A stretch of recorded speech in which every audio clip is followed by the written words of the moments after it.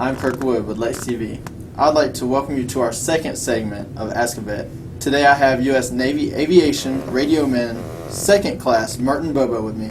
Hi Merton, welcome. Greg, nice meeting you. Nice to meet you too. What motivated you to enlist in the military? Well, to tell you the truth,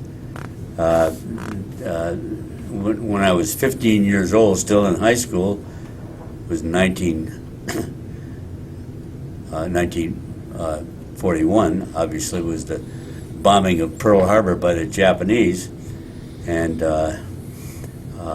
needless to say, everybody was devastated by that happening, and I decided, like most of everybody else, that I wanted to eventually enlist and become a part of the force that was going to defend America and keep us from having to learn how to speak Japanese. Can you describe your title and duties while flying in the Avenger during World War II? When I became a full-fledged, so to speak, full-fledged combat air crewman, I became first an aviation radioman, and I operated the radio and radar gear in an airplane, and then I had gunnery training, and from there I went to operational training in Fort Lauderdale, Florida, and became a part of a 3-person crew in a torpedo bomber, which is known as a Grumman Avenger. And then obviously I was a radioman gunner, and I also operated the radar when we needed it. We usually needed that possibly for navigation if it became foggy and we had to find our way to the ships. But anyway, my rank at that time was aviation radioman 3rd class. Would you like to share a moment during World War II that profoundly moved you? Well, it's really hard to say. I think the first event that really got my attention was, of course, I was 18 when I became a combat air crewman, and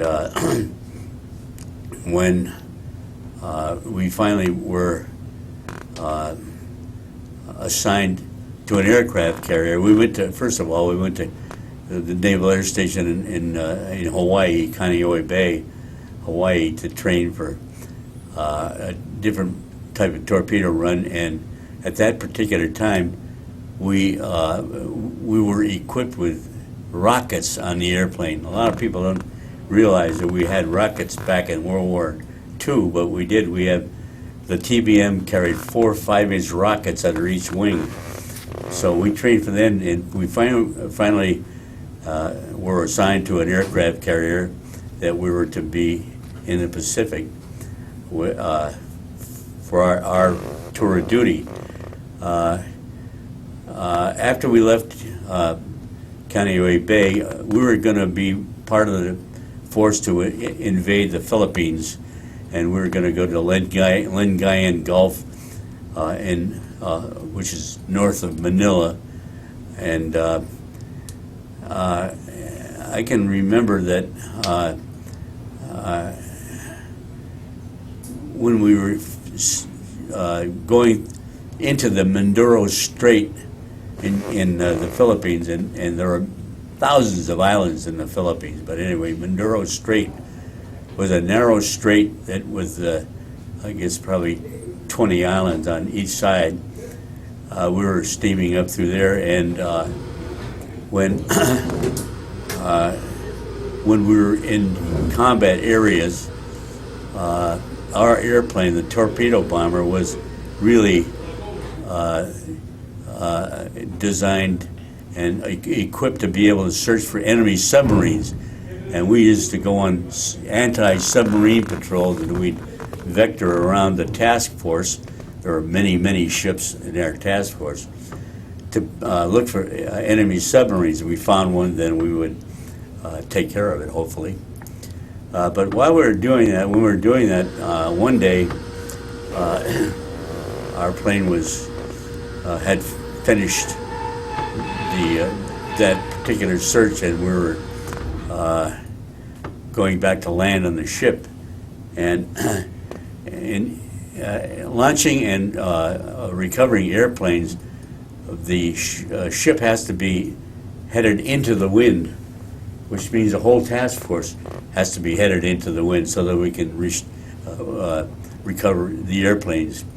Well, anyway, we were up in the Mindoro Strait, and we were one of the last planes to be coming aboard, and we always had a fighter escort with us in our TBM. And the fighter plane that was our escort landed before we did, and the landing gear collapsed and they crashed on a deck. Well, that meant that we had to circle the ship until they cleared it for us to land. Well, what happened was that the rest of the task unit had to go back on course. They couldn't stay into the land because they were getting too close to the island. And our ship stayed into the wind so that we could land. And we exchanged places with a ship called the USS Amity Bay.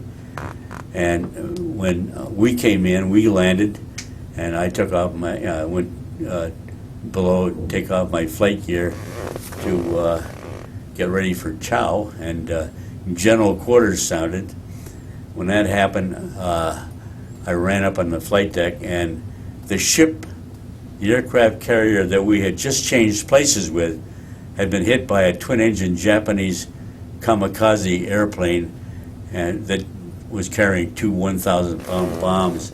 And that ship was burning and exploding, and people were abandoning ship, and many of the destroyers were circling the ship, picking up survivors. And at the tender age of 18, that was quite an experience. I mean, in my previous lifetime, I had never been probably more than a couple hundred miles from home, and it really got my attention. At that particular time, I realized that we were in an area where we were going to not be welcome, shall we say. And that was really a devastating first event in my whole career out there. And I guess that's about all I can say about that.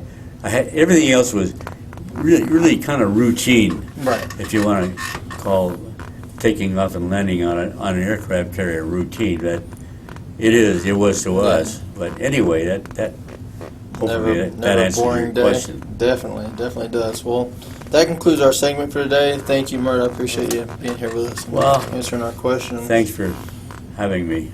No problem. Make sure to check back with Ask a Vet. And if you have any questions you would like to ask us, please send a message on Facebook at USS Lexington Museum on the Bay. And don't forget to like and follow us on all social media platforms. Thank you.